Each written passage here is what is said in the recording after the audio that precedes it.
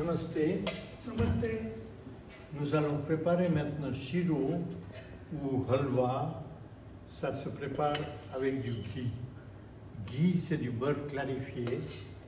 Et on dit en sanskrit qu'il faut même faire des dettes, mais manger du ghee. Ghee est tellement important pour la santé parce que ça calme le pitta, ça aide la matière graisse dans le corps sans qu'il y ait du cholestérol. Voilà. Du ghee, ça chauffe et on va mettre semoule de blé. On pourrait ici aussi, on pourrait préparer shiro aussi sans gluten en utilisant polenta.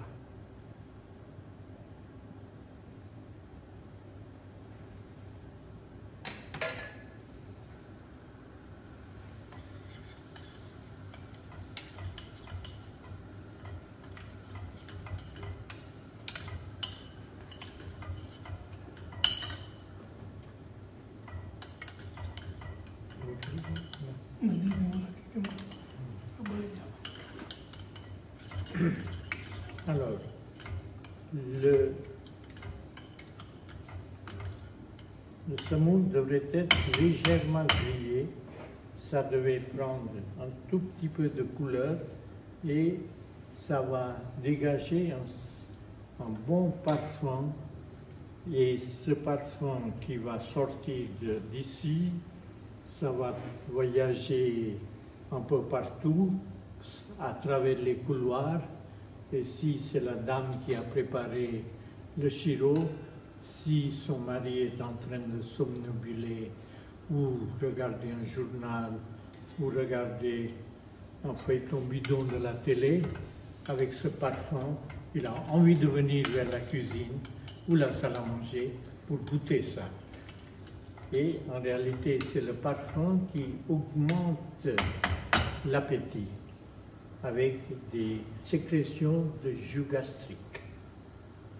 Alors, shiro est très important aussi parce que c'est même une sorte de médicament. Shir veut dire la tête, et en mangeant ce shiro, on pourrait éliminer des migraines chroniques, ou même le mal de tête, ou même problème au niveau de la tête. C'est pourquoi on appelle shiro. Dans le nord de l'Inde, on appelle aussi halwa. Bon, un autre nom, mais dans le Gujarat, ça s'appellera shiro.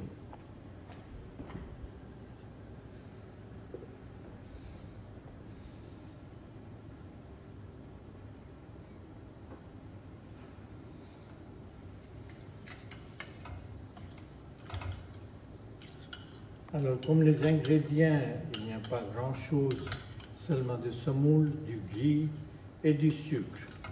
On va parfumer ça avec cardamome si on veut, mais c'est simple à préparer et très souvent, comme une cure, vous pouvez préparer à peine 2 cuillerées par personne.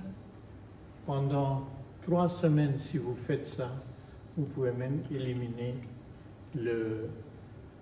les migraines. Ça, c'est des raisins secs qu'on a mis. Et puis, on va mettre cardamome.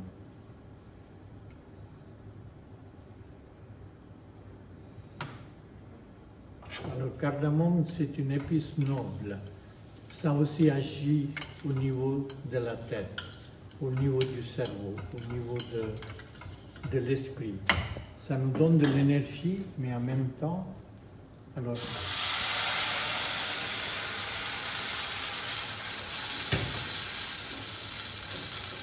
la quantité d'eau, quantité de sucre et tout ça, ce qu'il faut mettre, cela se trouve dans le livre de recettes de cuisine de Kiran Vyas, par hasard, et vous allez voir que ça sera réussi par chacun et chacune d'entre vous. Sucre.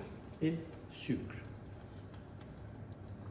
Alors, le sucre aussi, vous ajoutez selon les personnes qui mangent. Il y a des personnes qui ajoutent trop de sucre, il y en a moins, mais quand même un tout petit peu de sucre est nécessaire pour ce plat.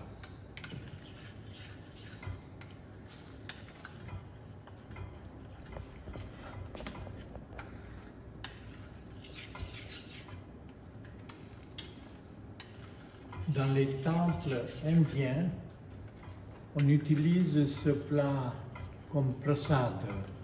Prasad veut dire, le prasadam, cela signifie qu'on a offert aux divinités et la divinité nous redonne et en mangeant ça, on considère qu'il y a une énergie subtile qui vient, qui est une énergie divine.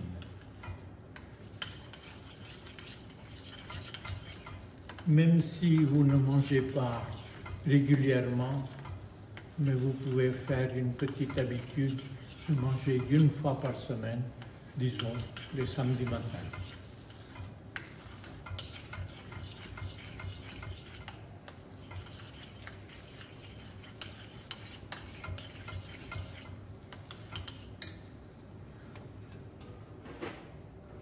Voilà, ça c'est prêt et on va sortir .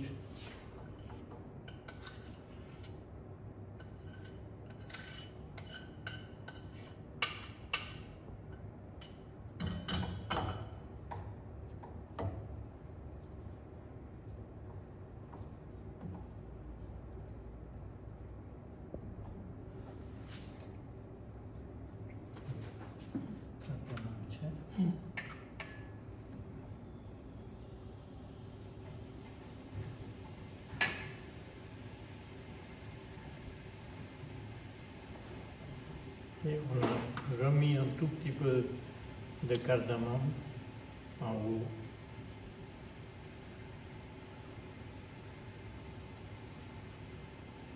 Alors c'est conseillé de manger le sirop assez chaud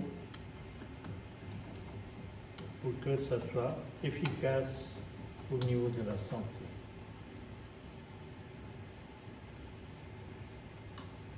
Namasté, merci beaucoup et voilà, bon appétit, bon petit déjeuner. Namasté, bonjour.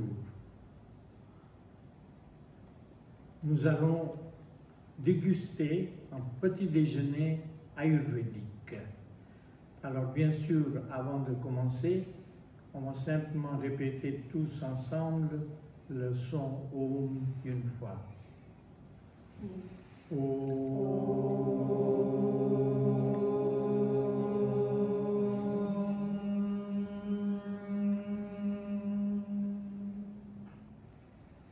Sahana bhavatu, sahana bhunaktu, samviryam karvavahe, om shanti, shanti, shanti. Alors voilà, pour le petit déjeuner, la boisson nationale de l'Inde, c'est le chai. Alors on prend du chai comme ça, et puis on va oxygéner ou aérer. Et en même temps, ça va refroidir un peu.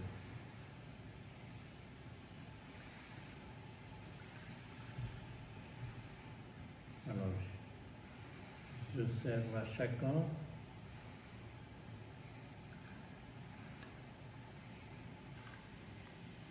Alors, vous commencez à oxygéner à votre manière, parce que cela augmente l'énergie de chai.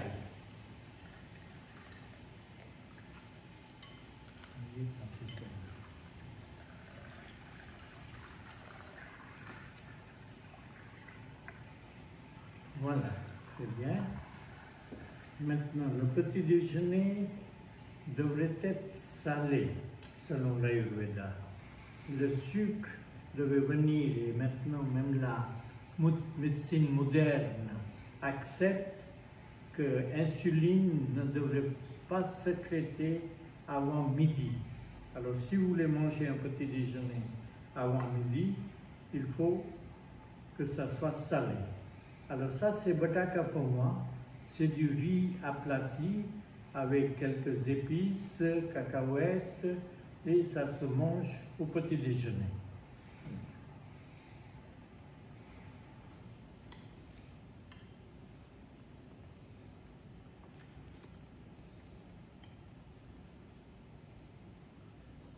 Ça se mange avec upuma. Upuma avec des yaourts dedans et semoule de blé, mais ça pourrait être aussi polenta. Je vous laisse vous servir vous-même. Et ça se mange aussi avec de chiro. Chiro, c'est une sorte de gâteau sucré, très bon pour la tête, même pour les problèmes de mal à la tête ou d'autres problèmes. Vous pouvez juste prendre en petite quantité ou vous pouvez prendre même plus si vous voulez.